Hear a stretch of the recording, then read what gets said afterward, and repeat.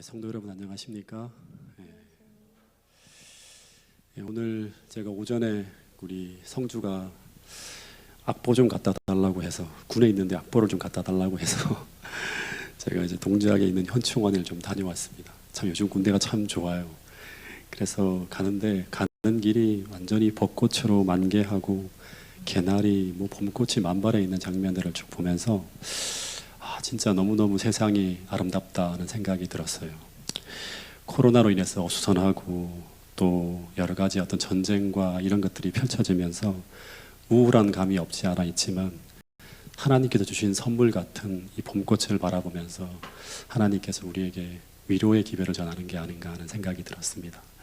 바쁘고 힘들고 그렇지만 또 일상에서 잠깐 시선을 돌려서 하나님께서 주신 선물 같은 이 봄꽃을 바라보면서 우리에게 주시는 사랑의 기별, 위로의 기별을 듣게 되기를 간절히 바라겠습니다.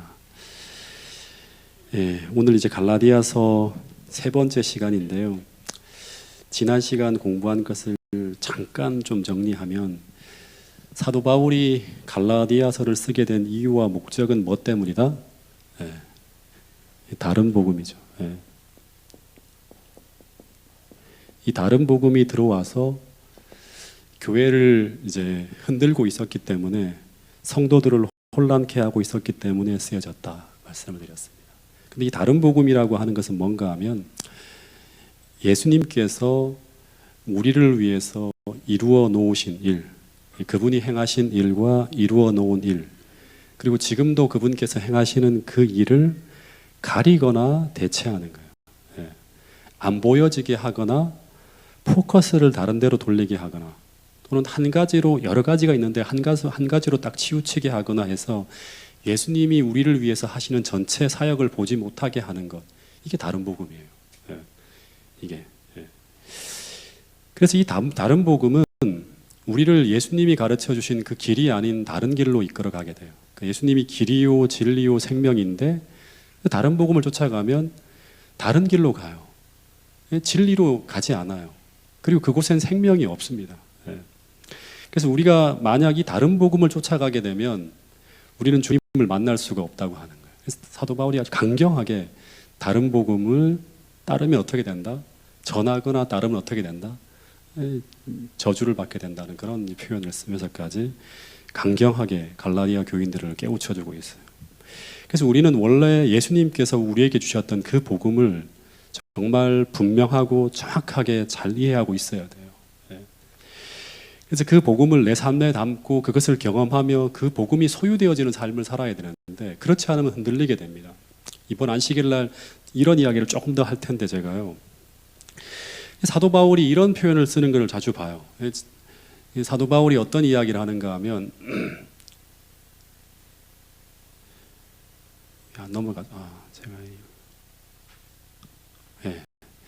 여기 보면 이제 이 그리스도의 복음을 나의 복음이라고 자주 표현을 해요. 로마서 2장 16절에 보면 나의 복음에 이른 바와 같이, 로마서 16장 25절에도 나의 복음, 디모데 후서에도 나의 복음이라고 표현을 씁니다.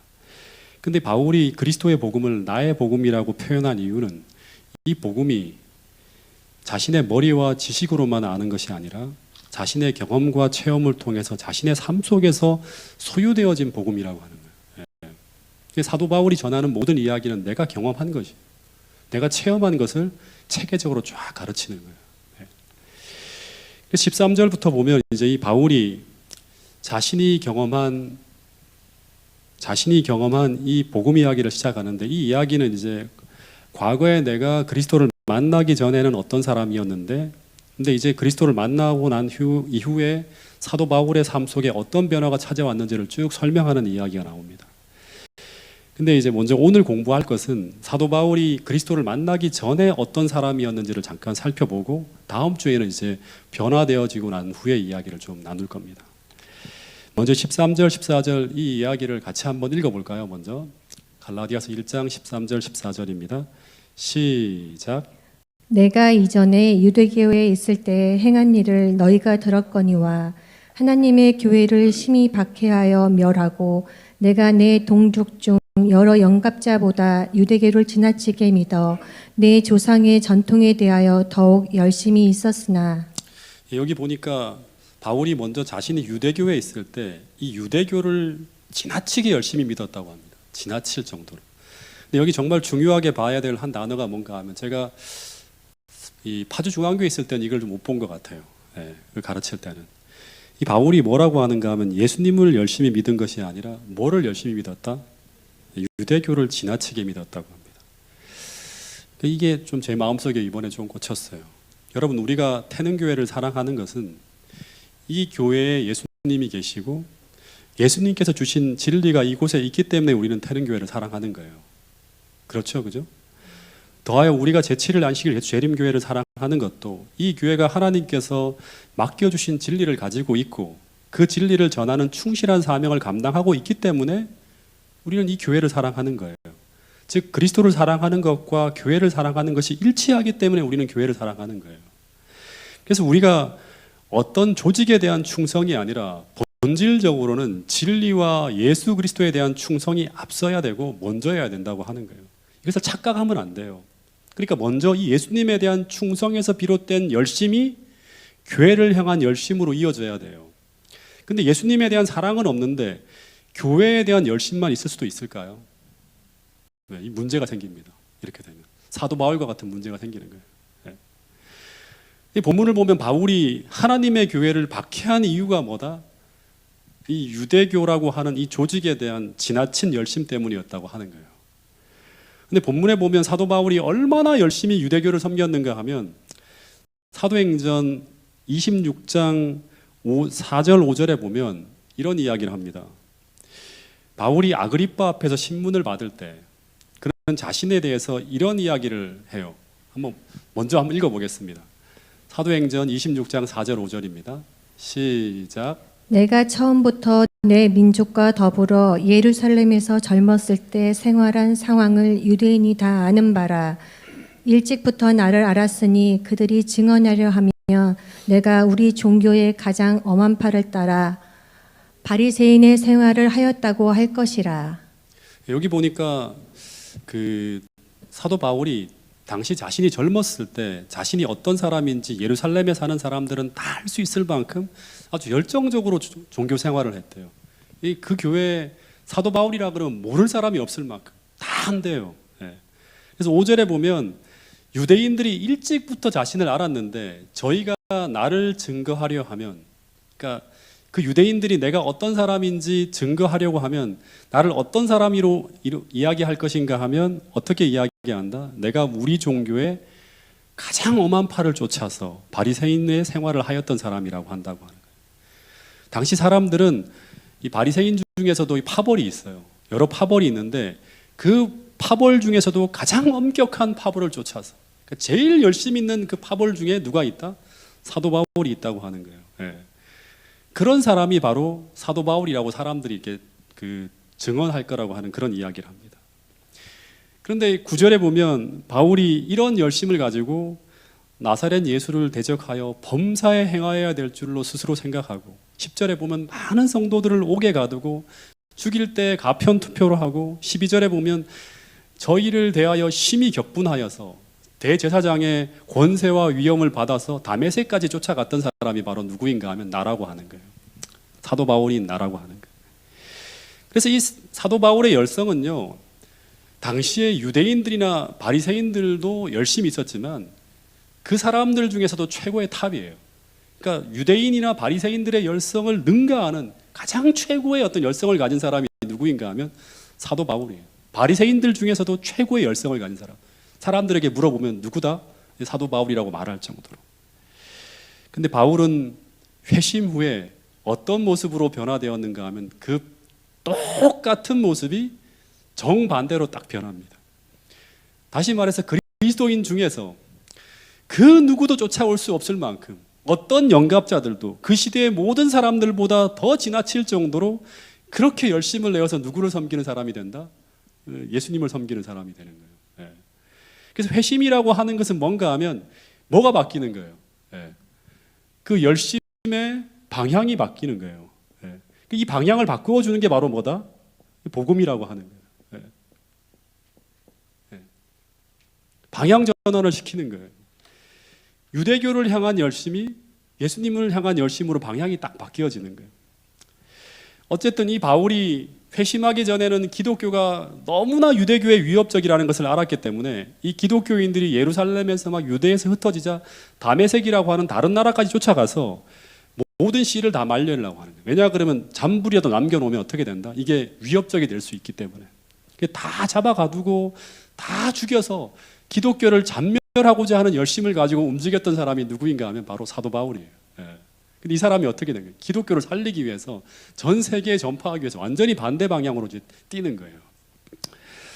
그래서 만일 하나님이 이런 성향을 가지고 있는 이 바울을 막지 않았다면 바울은 아마 교회를 흔적도 없이 파멸시켰을 사람이라고 이제 학자들이 이렇게 얘기를 해요. 그래서 학자들은 말하기를 만일 바울이 다메섹으로 가는 도중에 회심하지 않았다면 하나님께서 아무리 해도 이 사람이 회심하지 않았다면 그런 다메섹 도상에서 가는 도중에 하나님이 어떻게 했을 수도 있다고 얘기하는가 하면 잠들게 했을 수도 있었을 거라고 얘기를 합니다. 아니면 살려두면 어떻게 되는 거예요? 기독교가 끝나버려요. 그럴 정도의 열심히 있는 사람이 누군가 하면 사도 바울이었대요. 그래서 이 한 사람의 열심이라고 하는 것이 잘못되어지면 이렇게 무서운 것입니다. 근데 마찬가지로 이 한 사람의 열심이 회심을 통해서 그 방향이 바뀌어지면 그 반대로 어떤 일이 벌어지는가 하면 인류 역사를 바꿀 만큼 엄청난 일을 하게 되는 거예요. 그래서 우리는 어떻게 해야 된다? 끊임없이 어떻게 해야 된다? 사람들의 이 삶의 방향이 바뀌어질 수 있도록 복음을 전해야 된다고 하는 것입니다. 여러분 특별히 이 하나님께서 우리에게 주신 이 전도의 기간, 준비의 기간 최선을 다해서 우리 주변에 있는 사람들의 삶이 세상에서 그리스도께로 돌아설 수 있도록 복음을 전할 수 있는 우리 모두가 될 수 있기를 간절히 바라겠습니다. 근데 이 본문을 보면 바울이 교회를 왜 이렇게 핍박했는가 하면 또다시 말하지만 그것은 선조로부터 물려받은 그 조상의 유전과 전통을 향한 열심 때문이었다고 합니다. 이 말을 이제 어떻게 좀 우리가 해석할 수 있는가 하면 기독교를 그렇게 핍박한 이유가 뭔가 하면 그것이 하나님을 섬기는 다시 말하면 그렇게 행하는 것이 하나님을 섬기는 방법이라고 사도 바울은 생각했기 때문에 그렇게 했다고 하는 것입니다.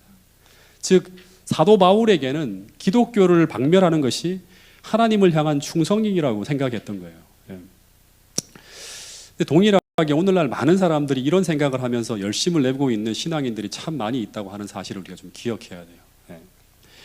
그래서 교회를 비판하면서 개혁적인 소리를 내는 분들이 참 많이 있는데 그런데 그런 일을 하는 사람들의 이야기를 들으면 대부분 그분들이 어떤 이야기를 하는가 하면 그것이 하나님을 위해서 이 하나님을 위한 충성심에서 그런 이야기를 한다고 계속 말씀하시는 것을 들을 수 있어요. 다시 말하면 행위의 정당성을 나는 이 일을 통해서 하나님을 위해서 일을 한다고 하면서 그렇게 행위의 정당성을 설명을 해요. 근데 그 결과가 정반대로 바울처럼 하나님을 대항하여 싸우는 것일 수도 있다고 하는 것을 우리는 기억해야 돼요. 정말 중요한 어떤 그런 부분이거든요. 그래서 그 일을 하는 우리의 마음이, 우리의 정신이 어떤지를 정직하게 살피는 일이 되게 중요합니다. 열심만이 중요한 게 아니라 내가 그 일을 하고 있는 내 정신과 내 마음이 하나님 앞에 옳은가를 자꾸 살펴야 돼요. 즉 이 말은 그 열심이라고 하는 것이 어디서 오는지를 살펴야 된다고 하는 거예요. 정말로 하나님을 위한 것인지 하나님 앞에 살펴야겠죠. 아니면 나의 타락한 마음에서 만들어진 것인지를 살펴야 한다고 하는 거예요. 왜냐하면 잘못하면 내가 신앙생활을 열심히 한다고 하는데 근데 그 열심이 하나님을 대항해서 싸우면서 하나님의 교회를 아프게 하고 심지어는 교회를 파괴하고 더하여서는 어떤 일까지 저지를 수 있는가 하면 스테반 같은 이 의인들을 죽이고 박해하는 이런 무서운 일을 할 수도 있다고 하는 것이 오늘 성경을 통해서 우리에게 들려주는 굉장히 중요한 교훈이라고 하는 거예요. 의인들을 죽이는데 그것이 하나님을 위한 일이라고 생각하면서 그렇게 할 수도 있다고 하는 거예요. 이 잘못된 열심이. 실제로 스테반만이 아니죠. 이사야가 톱으로 목에 썰려 죽어나갈 때, 예레미야가 핍박을 받을 때, 심지어 예수님이 십자가에 못 박힐 때도 그들은 그것이 누구를 위한 것이다? 이 나라를 위하는 것이고 하나님을 위하는 것이라는 명분을 가지고 모든 악행을 저질렀다고 하는 것이 바로 성경에서 우리에게 주는 아주 중요한 교훈이라고 하는 것입니다. 심지어 중세 시대에도 종교 재판으로 수많은 사람들이 죽임을 당할 때도 그들은 전부 그것을 하나님을 위해서, 교회를 위해서 그 일을 행한다고 전부 다 그렇게 공언하면서 그 모든 일을 행했다고 하는 것입니다. 그래서 오늘 우리는 우리가 가진 이 종교적 열심이 어디에서 온 것인지를 점검할 필요가 있다고 하는 것입니다. 잘못하면 우리도 이런 신앙의 함정에 빠질 수도 있다고 하는 것입니다. 즉 신앙생활을 나름 열심히 하는데 그런데 그 열심 속에 뭔가 빠져 있는 거예요. 뭐가 빠져 있는가 하면 뭐가 빠져 있을 수 있을까요? 뭐가 빠지면 이런 어떤 잘못된 방향으로 갈 수 있을까요? 그렇죠. 예수님이 없는 거예요. 이 예수님이 없는 상태에서 열심을 내면 그런 방향으로 갈 수 있다고 하는 거예요. 그리스도가 없다고 하는 것은 추상적인 게 아니에요. 쉽게 말하면 그리스도의 마음이 우리의 마음에 없을 수 있다고 하는 거예요. 조금 더 구체적으로 말하면 그리스도의 사랑이 없이 그런 열심을 낼 수도 있다고 하는 거예요. 실제 사도 바울이 빠진 함정이 바로 그것이었죠. 이 사도 바울이 열심히 교회를 위해 일하는데 정작 이 사도 바울 안에는 누가 없다? 하나님이 계시지 않는 거예요. 즉 하나님을 잃어버리고 단지 유대교를 위한 열정만으로 달려가고 있는 거예요. 유대교를 위한, 교회를 위한 열정만을 향해 달려가는 거죠. 단지 조직을 위한 열심만으로 우리는 열심을 낼 수도 있다고 하는 것입니다. 그래서 하나님의 품성을 모르고 그저 전통과 유전과 의식과 제도만을 충실히 따라가는 신앙을 하고 있는 것이 바로 회심전의 사도 바울의 모습이었다고 하는 것입니다. 그래서 이 본질을 잃어버린 이 신앙적 열심은 우리를 전혀 엉뚱한 방향으로 끌고 갈 수 있다고 하는 것을 우리는 기억해야 됩니다. 본질을 잃어버리면. 그래서 우리는 자주 어떻게 해야 되는가 하면 말씀을 읽는 게 아니라 말씀 앞에 자신을 놓고 우리 자신의 마음과 생활을 살펴야 돼요. 내가 지금 뛰어가고 있는 이 길이, 이 생활이 하나님 말씀과 일치하고 있는가 살펴야 돼요. 정직하게 살펴야 돼요. 이 일을 하는 가운데 내 마음에 품겨진 이 생각과 이 정신이 주님의 마음과 일치하는 것일까 살펴야 돼요. 지금 내 양심이 지금 하나님 앞에서 정말 정직하고 진실한가를 어떤 일을 행하기 전에 반드시 살펴봐야 된다고 하는 것입니다. 여러분, 그리고 여기서 우리가 배워야 할 중요한 교훈이 하나가 있는데 그것이 무엇인가 하면 신앙생활을 열심히 하는 것도 중요한 것이지만 그보다 더 중요한 것은 또다시 말하지만 그 열정과 열성이 어디서 온 것인가 하는 걸 살펴야 돼요. 어디에서 시작되어졌는가를 살펴야 돼요. 더하여서 그 열정과 열성이 어디를 향하게 하는 열성인가를 살펴야 된다고 하는 거예요. 이 방향을 살피는 것은 열심보다 더 중요하다고 하는 사실을 꼭 기억해야 됩니다.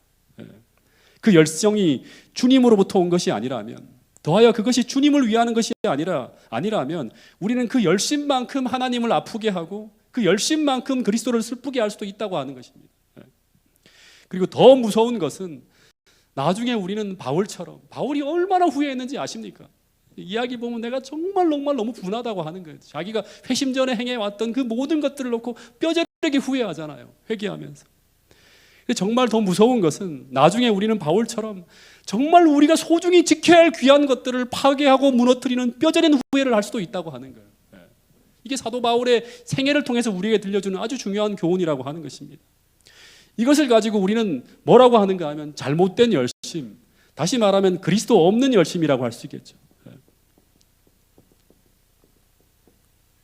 예수님이 없는 가운데 열심을 낼 수도 있다고 하는 것입니다. 그래서 오늘 이거 하나만큼은 좀 짚고 넘어갔으면 좋겠습니다. 이전에 관행처럼 해오던 것이라도 사도 바울이 계속 관행처럼 해왔잖아요. 그죠? 그것이 말씀에 맞지 않으면 어떻게 해야 될까요? 우리는 깊이 회개하고 개혁하며 고쳐야 됩니다. 더해서 그 일을 행하는 내가, 즉 내 마음에 품겨진 그 정신이 그리스도의 정신이 아니라면 어떻게 해야 될까요? 우리는 먼저 멈춰야 돼요. 달려가면 안 돼요. 그리고 그것을 깊이 회개하면서 거기서 철저하게 돌아서야 돼요. 이것이 바로 종교개혁의 출발점이었다고 하는 것입니다. 그런데 이것은 개인의 신앙에 있어서 정말 중요한 부분입니다. 우리의 열성 가운데 그리스도에 대한 사랑이 아닌 다른 어떤 것이 우리를 이끌고 있거나 더하여서 우리가 어떤 일을 행하는 가운데 우리를 이끌고 있는 정신이 그리스도의 정신이 아니라면, 즉 우리의 신앙적 방향이 주님을 위한 열성이 아니라 단지 나를 위한 열심이라면 언젠가 그 신앙은 우리를 이상한 방향으로 끌고 갈 수 있어요. 그 교회를 열심히 다니지만 이상하게 점점 더 이기적으로 바뀌어 있고 점점 더 그리스도의 품성과 다른 어떤 모습으로 내가 변해 있는 우리 모습을 볼 수 있다고 하는 것입니다. 그 사람이 목사라면 이상한 목사가 될 수 있습니다. 그 사람이 장로라면 이상한 장로가 될 수 있습니다. 그 사람이 집사라면 이상한 집사가 될 수 있어요. 사도행전에 나오는 그런 집사들이 아니라고 하는 거예요. 그 사람이 성도라면 이상한 성도가 될 수 있는 거예요. 하나님이 원하시는 방향으로 끌려가지 않으면. 다시 말하면 사도 바울의 삶에서 벌어진 이런 어처구니 없는 일들이 우리 삶에서도 반복되어질 수 있다고 하는 것입니다. 즉 그리스도의 정신은 없는데 안식일은 열심히 지켜요. 그리스도의 정신은 사라진 채 음식물을 철저히 절제하면서 식생활을 개혁합니다. 그리스도의 마음과 정신은 사라진 채 열심히 재림 준비를 합니다. 시골 생활에서 이런 분들 저는 정말 많이 봤습니다. 예수님의 정신은 없는데 주님을 재림을 준비한다고 열심히 하시는 분들을 저는 많이 봤어요. 그리스도의 마음과 정신은 없는데 율법은 철저히 지키려고 합니다. 더하여서 이 사도 바울 당시의 시대에 보면 그리스도가 빠진 할례 똑같은 거예요. 그리스도가 없는 절기, 그리스도가 빠진 신앙적 열심, 이 모든 것이 유대교에서 벌어진 일이라고 하는 것이죠. 그런데 그리스도가 없어도, 하나님이 빠져도 여전히 겉으로는 이런 신앙적 형식과 열심을 가지고 우리가 신앙생활을 반복하며 행할 수 있다고 하는 사실을 기억해야 된다고 하는 것입니다. 그런데 이런 그리스도가 없는 이런 열성이 무서운 것은 그 사람이 이런 열심을 내면 낼수록 그 열성은 분명히 교회를 무너뜨리게 된다고 하는 것입니다. 성경에 보면 이런 말씀이 있는데 이 말씀이 우리 마음속에 좀 새겨졌으면 좋겠습니다. 마태복음 12장 30절 말씀이에요. 같이 한번 읽어보겠습니다.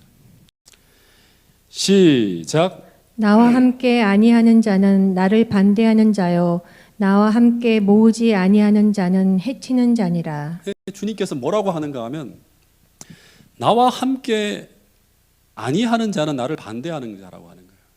그러니까 주님이 없는 가운데 동행하지 않는 가운데 어떤 일을 하게 되면 실제로는 그 사람은 그렇게 의도하지 않는다 하더라도 주님을 반대하게 하고, 그리고 주님과 함께 모으지 아니하는 자는, 주님과 함께 그 일을 하지 아니하는 자는 주님을 어떻게 하는 사람이다? 해치는 자라고 하고 있죠. 그래서 여러분, 오늘 우리가 주님과 함께 하지 아니한다면 우리가 아무리 열심을 내어도 그 열심은 주님을 해치게 한다고 하는 사실을 기억해야 돼요. 그래서 열심보다 더 중요한 것은 뭔가 하면 우리 안에 주님이 있는가 하는 것입니다. 즉 우리가 주님과 함께 그 일을 하고 있는가, 즉 오늘 우리가 주님의 정신과 마음을 품고 일을 하고 있는가 하는 것을 정말 점검해야 됩니다. 그래서 오늘 내 주변에 있는 영혼들을 구하고 살리기 위해서, 그리고 이 교회를 지키고 하나님을 슬프시게 하지 않기 위해서 여러분, 내일이 아니라 오늘 우리가 주님 앞에 무릎 꿇고 기도하면서 우리가 품고 있는 이 정신이, 이 마음이 어디서 왔는지를 점검할 수 있는 여러분과 저가 될 수 있기를 간절히 바라겠습니다.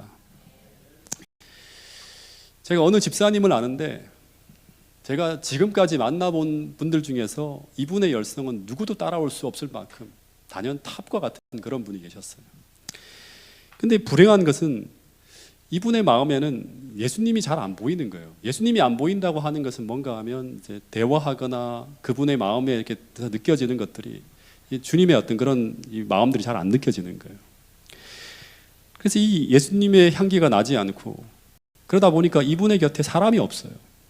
이분은 친절하지도 않고 다정하지도 않고 이상할 정도로 엄하기만 한 분이에요. 근데 교회 일은 되게 열심히 하세요. 근데 이분의 또 직분이 중요하기 때문에 여러 가지 일들이 이분에게 맡겨졌는데 주변에 사람이 없다 보니까 이분이 혼자서 그 일을 다 행하시는 거예요. 그러다 보니까 어떤 이제 현상이 나타나는가 하면 불평과 불만이 이만저만이 아니었어요. 이분에서 나오는 모든 이야기는 불평이고 불만이고 사람들에게 상처를 주는 그런 이야기만 계속 하시는 거예요. 언제나 이분의 얼굴을 보면 다정한 사랑의 모습이 나오는 게 아니라 친절한 모습이 나오는 게 아니라 언제나 찌푸린 인상, 엄한 표정에 불평불만하는 그런 말들이 막 쏟아져 나오니까 다 사람들이 상처를 받고 이분하고 대화하다가 이분 곁을 떠나가는 거예요. 그래서 이분이 열심을 내면 낼수록 교회는 점점 더 어려워지는 거예요. 근데 이분이 언제나 저에게 하는 말이 뭔가 하면 그 열성이 하나님을 향한 열성이라고 계속 말씀을 하세요. 언제나 이분이 말씀하시기를 뭐라고 하는가 하면 자신이 그렇게 행동하는 이유는 옛날부터 자신은 신앙을 그렇게 배웠다고 하는 거예요.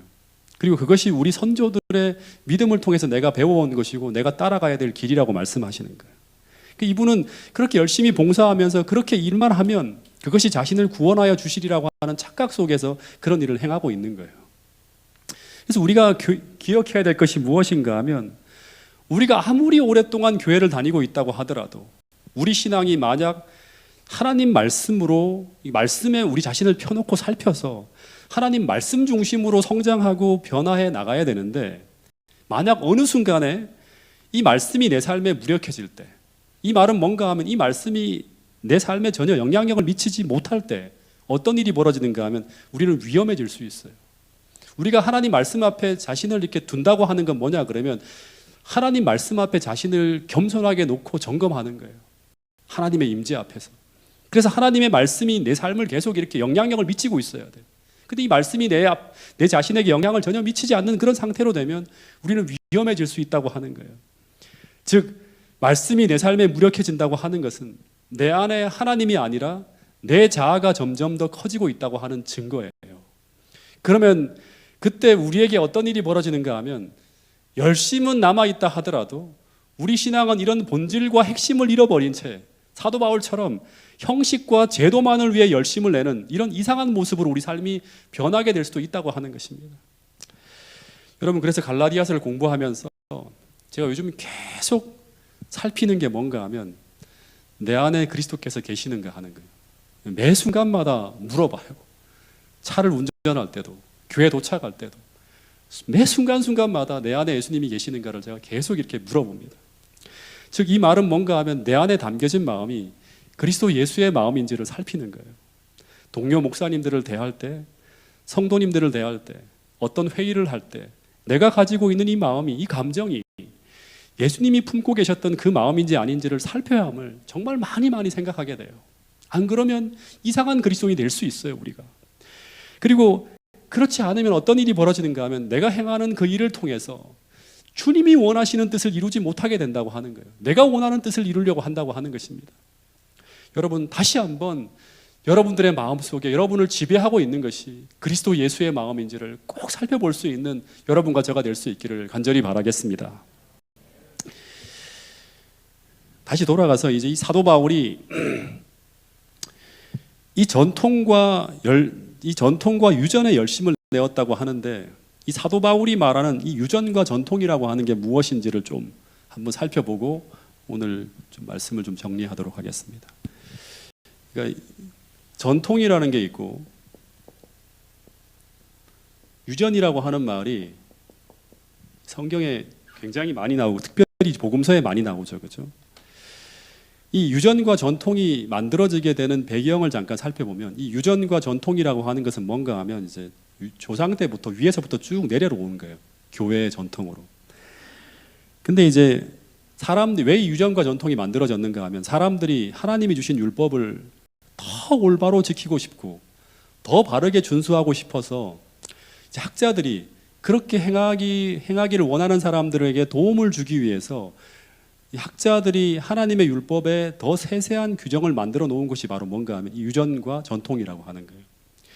예를 든다면 성경에는 안식일을 기억하여 거룩히 지키라고 하고, 안식일에는 세상 일을 하지 말라고 합니다. 근데 이 하지 말아야 할 일들이라고 하는 것이 성경에는 어느 정도 나오지만 아주 구체적으로 디테일하게 많이 나오지 않아요. 그래서 이것을 학자들이 개인의 삶을 고려하고 성경 말씀을 연구하고 해석해서 보편적으로 안식일에 하지 말아야 될 일들이라고 하는 것은 이런 것이라고 해서 정한 것이 있는데, 그것이 바로 뭔가 하면 이 전통과 유전이라고 하는 거예요. 그래서 이걸 책으로 펴낸 것이 뭐 미시나라든가 미드라시 이런 책들 속에 이제 여러 규정들을 쭉 담아놨어요. 안식일에 하지 말아야 될 것이 한 200가지 정도 규정이 있다고 하는데, 예를 들면 하나님께 아무 일도 하지 않기 위해서 우리가 여행을 하지 말아야 되는데 어디까지가 우리가 안식일에 가야 될 거리인가를 해서 학자들이 생각할 때 한 2000규빗 정도 이상 지나가는 건 뭐다? 하면 안 되는 거예요. 규정을 딱 정해놓는 거예요. 그리고 안식일에는 불을 떼지 말라고 했는데 아궁이에 이렇게 불을 떼는 것은 안식일에 하지 말아야 될 일이다. 그리고 곡식을 씻는 것도 일이다. 곡식을 씻는 거죠. 밥을 하려고 막 씻는 것도 안 돼요. 그리고 글자를 쓰더라도 2글자 이상 쓰는 것은 안 돼요. 한 글자는 되지만 이것도 규정에 있습니다.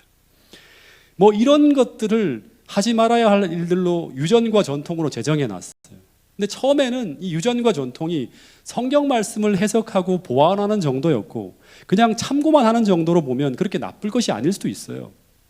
근데 이제 이 문제가 되는 게 뭔가 하면 예수님 당시 이게 엄청난 비판을 받게 되는데 시간이 지나면서 이것이 하나님의 법과 동등한 것으로 여기는 수준까지 올라가게 됩니다. 다시 말하면 이 전통과 유전을 범하면 하나님 법을 범하는 것 똑같은 거예요. 유전을 범하면 하나님의 계명을 범한 것과 동일한 것을 여기게 되는 거예요. 그러다가 나중에는 어디까지 가는가 하면 예수님 당시에는 마가복음 7장 13절에 보면 이제 이런 말씀이 있죠. 읽어볼까요? 자, 우리 집사님 읽어주세요. 너희가 전한 전통으로 하나님의 말씀을 폐하며 또 이 같은 일을 많이 행하느니라 하시고. 그러니까 이 유전과 전통이 성경을 넘어서는 거죠. 그러니까 유전으로 성경을 폐하는 수준까지 나가고 있는 거예요. 그래서 당시 신앙이 이런 가르침으로 쫙 뒤덮여지다 보니까 그러니까 행함을 다 보는 거죠. 하나님 말씀의 본질을 나눠채 잃어버린 거예요. 그러니까 행하기만 하면 되는 거예요. 행하면 하나님과 하나님 말씀을 지키는 거예요. 본질과 정신은 다 잊어버린 거죠. 그래서 신앙이 이런 가르침으로 막 뒤덮여지다 보니까 이 유대교는 완전히 하나님의 가르침이 아닌 이런 유전과 전통이 지배하는 이상한 종교가 되어버린 거예요. 마찬가지로 하나님 말씀보다 교회에서 내려온 전통이나 유전을 더 중시하는 천주교를 우리는 기독교라고 하지 않죠. 여러분, 우리에게 안식일이 중요한 이유는 무엇 때문일까요? 단순합니다. 안식일이 우리에게 중요한 이유는 뭔가 하면 그 시간에 주님이 임재하시고 우리가 그 시간 속에서 주님을 만나기 때문에 중요한 거예요. 이게 본질이에요. 이게 본질입니다. 주님께서 우리를 만나고 싶어 하셔서 이 안식일이라는 제도를 우리에게 주신 거예요. 그래서 본질적으로 이 안식일에 아무 일도 하지 말라고 하신 이유가 뭘까요? 이 정신을 가지고 우리가 이 안식일을 지켜야 돼요. 그 이유는 하나님은 우리가 어떤 간섭도 받지 않고 그 시간 하나님과 온전히 교제하며 예배하길 원하시기 때문에 아무 일도 하지 말라고 하신 그런 어떤 말씀을 하신 거예요. 이게 본질적 이유예요. 그래서 이런 본질적 이유를 생각하면서 나머지는 모든 사람들이 각자의 상황과 형편과 처지와 믿음의 분량과 양심에 따라서 다르게 적용할 수 있어야 돼요. 그래서 하나님이 세세한 부분까지 적어놓지 않으셨어요. 그것이 필요했다면 주님은 세세한 부분까지 보편적으로 다 그렇게 지키라고 다 써놨을 거예요. 필요한 부분이라고 하면. 그래서 어느 시대에는 어느 사람에게는 안식일 날 설거지하는 것이 안식일에 해서는 안 되는 일이지만 어떤 사람에게는 그것이 가능할 수도 있어요. 그것이 성경에 규정되어 있는 것이 아니기 때문에요. 어느 것은 어떤 사람의 양심과 처지에서는 하나님이 주신 규례이지만 다른 형편과 처지에 있는 사람에게는 그것이 아닐 수도 있어요. 근데 이것을 획일적으로 강제적으로 법제하다 보면 어떤 일이 벌어지는가 하면 본질을 벗어나서 안식일이 우리가 하나님과 깊이 만나고 교제하기 위해 주어진 제도라고 하는 본질을 벗어나서 마치 그 행함이 우리를 의롭게 하는 것처럼 생각하는 어리석음을 범할 수 있게 만들 수도 있다고 하는 것입니다. 제가 어느 교회에서 안식일 날 이제 제가 그 심우하는 교회는 아니었어요. 이제 안식일 날 교회에서 식사를 파트라고로 하자는 분들과 그냥 교회에서 밥을 해서 먹자고 하는 분들 간에 다툼이 벌어졌어요. 어느 교회에서. 그 한 무리들은 안식일 날 식사를 준비하는 것이 경건하지 않다고 하는 것이고 다른 분들은 식사를 준비하는 것이 다른 사람들을 위해 봉사하는 것인데 괜찮다고 하면서 갈등이 벌어진 거예요. 그래서 교회가 쫙 둘로 나눠졌어요. 그래서 제게 어떤 분이 전화를 해서 판결을 좀 해달라고 저에게 전화를 하신 거예요. 그래서 제가 그분하고 대화를 하다가 기도하면서 3가지를 물어보고 판단하라고 말씀을 드렸어요.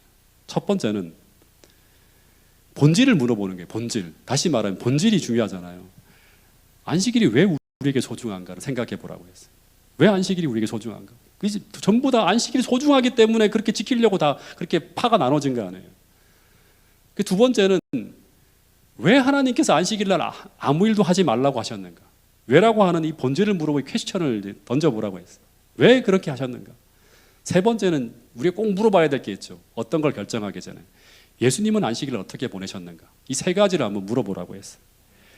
여러분, 왜 안식일이 우리에게 소중합니까? 또다시 말하지만 이날은 그리스도를 예배하며 우리가 사랑하는 예수님을 만나는 날이기 때문에 소중한 거예요. 그분을 만나 교제하는 날이기 때문에. 근데 왜 안식일 날 하나님은 아무 일도 하지 말라고 하셨습니까? 그 이유는 그분을 더 깊고 온전하게 만나기 위해서, 그래서 가능하면 그분을 생각하고 바라보는데 방해가 되는 일을 하지 말도록 하기 위해서 그런 규정을 주신 거예요. 그래서 우리는 우리의 정신을 빼앗아갈 일들을 하지 않습니다. 주님을 사랑하기 때문에. 세 번째는 예수님은 안식일 날 어떻게 보내셨는가? 하나 더 물어봐야 돼요.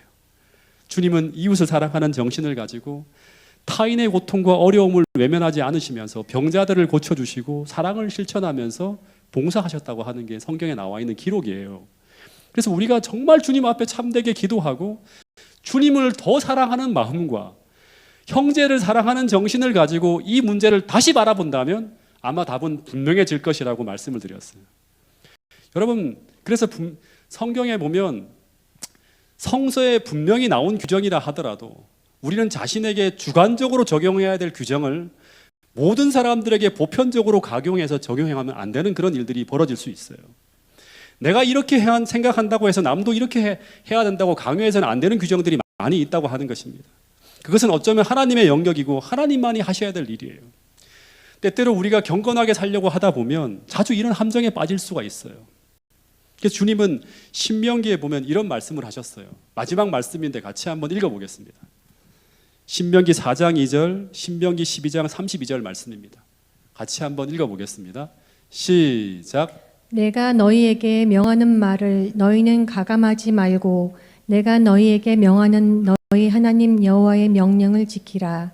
내가 너희에게 명하는 이 모든 말을 너희는 지켜 행하고 그것에 가감하지 말지니라. 여기 보면 내가 너희에게 명하는 말을 너희는 가감하지 말고라고 했죠. 여기 보면 주님은 하나님 말씀을 빼는 것뿐만 아니라 모두 잘못하는 것이다, 더하는 것도 잘못하는 거라고 하는 거예요. 그러니까 우리가 하나님 말씀을 주신 그 부분까지만 우리가 생각을 하고 나머지 부분들은 정말 어떻게 보면 하나님이 주시는 어떤 그런 교훈을 통해서 생각해야 돼요. 근데 그거를 법제화하고 규정하면서 다른 사람들에게 강요하는 어떤 그런 일들을 행하게 될 때 우리는 하나님의 영역에서는 우를 범하게 될 수도 있다고 하는 것입니다. 어쨌든 말씀을 정리하면서요, 사도 바울이 회심하기 전에 이런 유대교를 향한 열성으로 열심히 신앙생활을 했지만 이 사도 바울은 구원받지 못할 처지에 머물러 있었다고 하는 것입니다. 그래서 오늘 우리가 마지막으로 한 번 더 생각해야 될 것은 무엇인가 하면 열심보다는 주님과의 관계를 바르게 하는 것이 훨씬 더 중요하다고 하는 것을 꼭 기억하고 돌아가야 된다고 하는 것입니다. 오늘 내가 주님의 마음을 품고 살고 있는가? 오늘 내가 주님의 마음을 품고 이 일을 하고 있는가? 그 하나하나를 우리가 생각하면서 우리 자신을 살펴야 된다고 하는 것이고, 또 하나는 뭔가 하면 형식과 제도도 중요하지만 더 중요한 것은 뭔가 하면 그 일을 행하는 우리가 주님의 정신과 마음으로 그 일을 행하면서 그 일을 하나님과 함께 행하면서 주님의 뜻과 주님의 의를 이루고 있는가, 이것을 살펴야 된다고 하는 것입니다. 여러분, 이 사실을, 이 오늘 우리가 배운 이 교훈들을 다시 한번 마음속에 담고 그렇게 살아감으로 말미암아 하나님을 행복하게 하고 하나님을 기쁘시게 하는 그런 여러분과 제가 될 수 있기를 간절히 바라면서 오늘 말씀을 줄이도록 하겠습니다.